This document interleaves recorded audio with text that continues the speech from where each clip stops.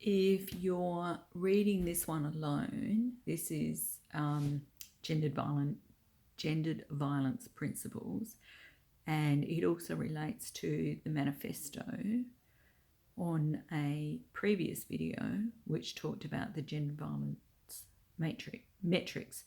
So you might like to look at them both to give you a better picture. So what are the principles that underlie the current Australian gendered violence culture? They're things like injustice, biases, disbelief, silence, inequality, disempowerment, male domination, victim blaming, discrimination, all of the discriminations, sex discrimination, age discrimination, gender discrimination, race discrimination, and ability discrimination. So these principles have underpinned the development of the current culture, where as low as 10% of rapes and sexualised assaults are reported. So if you think about the principles here, the obvious would be injustice and discriminations.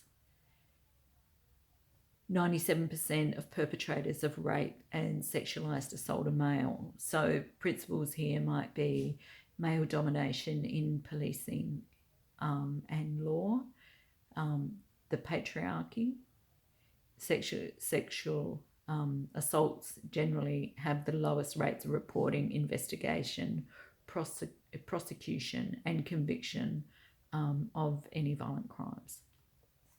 1.3% of reported sexualised assaults receive convictions. So the principles here would be injustice and discriminations.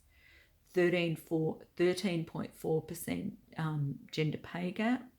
So that's about the principle of inequality.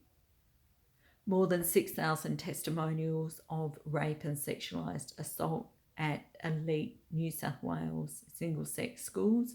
Principles there are about inequality, disempowerment and silence.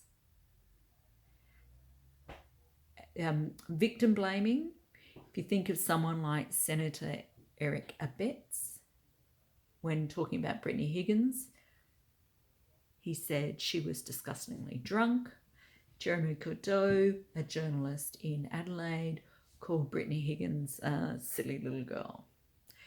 So principles here are around inequality and male domination. Mental health. Brittany Higgins was hospitalised in 2021, and another historical rape victim from the 1980s took her own life in 2020.